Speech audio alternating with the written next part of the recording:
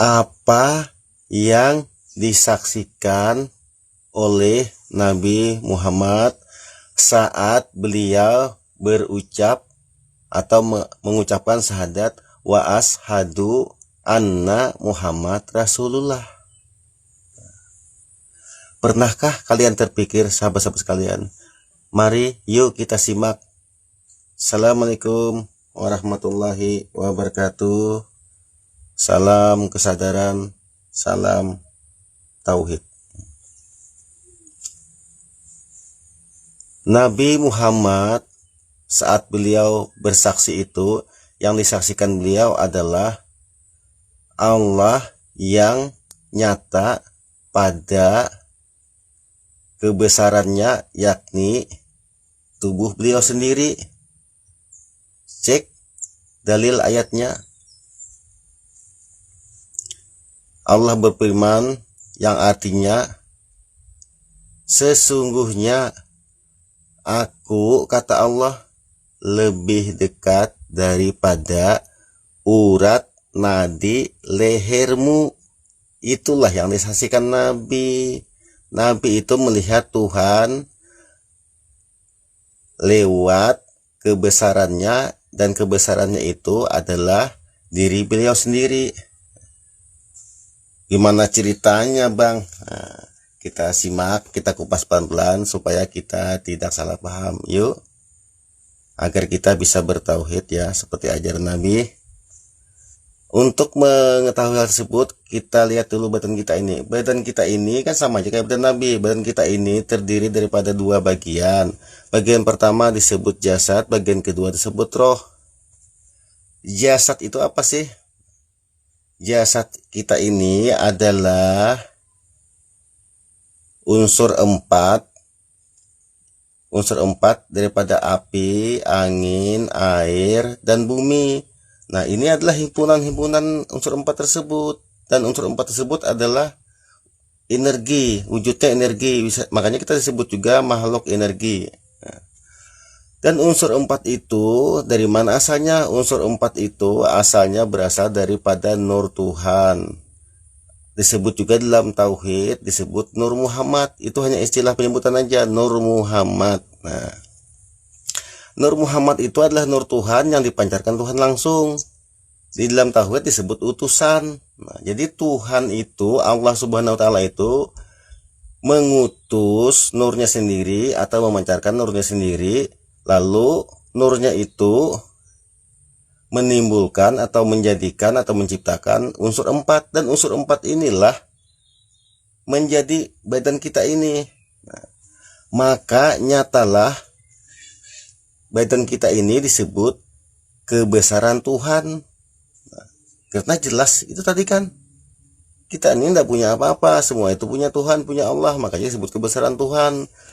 Dan juga dari ekosistem Allah itu, ekosistem ketuhanan itu, kita ini kan badan kita ini sebetulnya unsur empat tadi. Unsur empat itu daripada Nur Tuhan sendiri, Nur Tuhan daripada Tuhan sendiri.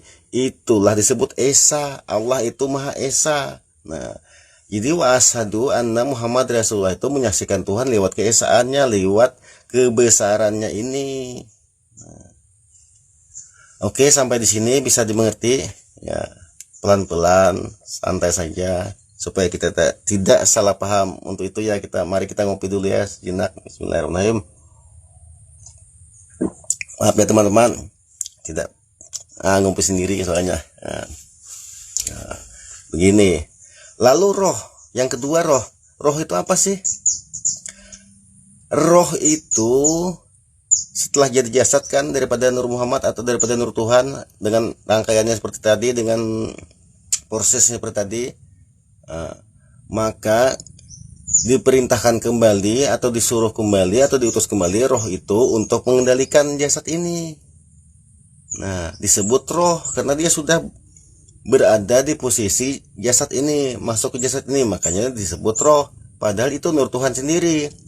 Nah, mungkin kita bingung, kok bisa Bang? Kan sudah jadi unsur empat, kok dia masih ada? Untuk memahaminya kita harus pakai perumpamaan. Cek ayatnya, langsung artinya. Sengaja ku beri perumpamaan supaya kalian mudah memahaminya. Ayatnya bukan cuma satu, banyak di Quran. Allah memberikan ayat seperti itu. Artinya Allah itu mengasih perumpamaan supaya kita paham. Nah, diumpamakan seperti apa? Kita umpamakan seperti matahari. Matahari itu memancarkan atau mengutus sinarnya, sinar matahari. Lalu sinar matahari itu turun ke bumi, menyinari bumi ini.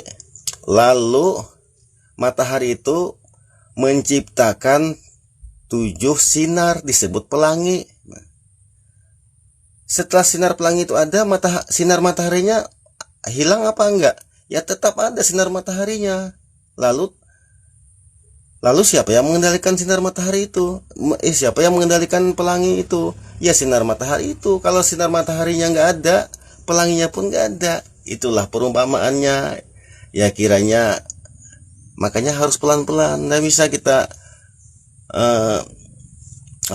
pengen cepat paham, nggak bisa. Kita harus belajar, sobat. Nah, maka nyatalah kesimpulannya, jasad dan roh kita ini adalah kebesaran Tuhan atau keesaan Tuhan. Makanya kata ayatnya, la haula wala quwata illa billahil azim. Ya aku ini kan tidak ada daya upaya, kata Nabi. Aku ini daya siapa yang ada? Ya itu tadi, kita ini ekosistem ketuhanan. Artinya kita ini selalu terhubung dengan Tuhan. Tuhanlah atau Allah yang mengatur semuanya ini, yang mengendalikan diri kita ini dan semuanya. Nah, tetapi sudah, karena kita ini sudah berbentuk manusia, maka sudah ya sesuai dengan kodratnya. Nah, karena Allah itulah yang maha membuat kodrat. Nah, kiranya dapat dipahami. Nah, terus begini, kan ada pertanyaan, loh bang, saya diajarkan oleh ustadz saya syahadat wa asyhadu anna Muhammad Rasulullah, itu kan menyaksikan Nabi Muhammad. Nah, oke, kita jawab ya. Betul sekali. Kan begini dulu, kita untuk menjawab itu kita perlu mundur ke belakang, kita lihat sejarah dulu ya, sejarah Nabi. Nabi Muhammad itu lahir atau hadir sebagai nabi di zaman jahiliyah, di kaum jahiliyah Arab jahiliyah kan. Nabi Muhammad itu kan orang yang sudah berkesadaran atau sudah bertauhid. Belum ada orang mengikut beliau, belum ada yang masuk Islam. Lalu Allah Subhanahu wa taala itu memberi hidayah kepada orang-orang jahiliyah itu. Ya kita ambil contoh lah, salah satunya Sayyidina Umar. Tiba-tiba Sayyidina Umar yang jahiliyah itu, yang belum punya berkesadaran itu, belum masuk Islam, tiba-tiba beliau yakin, wah saya yakin Muhammad tuh kayaknya memang nabi dan utusan Tuhan. Nah, itulah disebut rukun iman. Percaya dengan nabi, yakin dengan nabi, itu rukun iman. Lalu Sayyidina Umar itu mendatangi Nabi. Hai Muhammad. Nah kan kata beliau, kan ceritanya aja nah seperti itu ya, cuma kan ini ilustrasinya. Hai Muhammad, ya Muhammad, aku yakin dan percaya engkau itu memang nabi dan rasul. Kata Nabi, loh betul kamu percaya, yakin? Ya betul, saya bersaksi memang kamu ini nabi dan rasul, sungguhnya Muhammad. Itulah syahadat syariat dan rukun iman itu adalah gerbang masuk Islam. Itu gerbangnya. Nah, gerbangnya itulah syahadat syariat atau syahadat nabi. Kita bersaksi nabi itu memang rasul dan nabi, utusan Tuhan. Oke, kata Nabi, kalau kamu yakin, kamu sudah bersaksi terhadap aku, sekarang ikuti ajaranku. Apa ajaranku? Kul innama ana basarum mislukum, sesungguhnya aku ini hanya sebagai manusia biasa, tapi hanya aku ini diberi kelebihan dengan diutus sebagai penyampai wahyu. Wahyunya itu ya ilmu tauhid, yaitu tadi. Nah, sekarang kamu, kata Nabi, ku ajarkan bagaimana cara menyaksikan Tuhan, karena aku ini untuk menyampaikan tentang keesaan Allah atau keesaan Tuhan, tentang kebesarannya, tentang bahwasanya segala sesuatu bergantung kepadanya, yaitu tadi yang disampaikan Nabi. Jadi kalau syahadat Nabi itu, syahadat itu adalah pintu gerbangnya. Kalau sudah kita masuk ke gerbangnya, ikuti Nabi, ikuti ajarannya, ikuti wahyunya. Nah, ya itulah mungkin itu dulu. Sahabat sekalian, kiranya dapat dipahami pelan-pelan. Carilah guru spiritual atau guru tauhid supaya kita tidak mudah salah dalam memahami ya. Oke, assalamualaikum warahmatullahi wabarakatuh.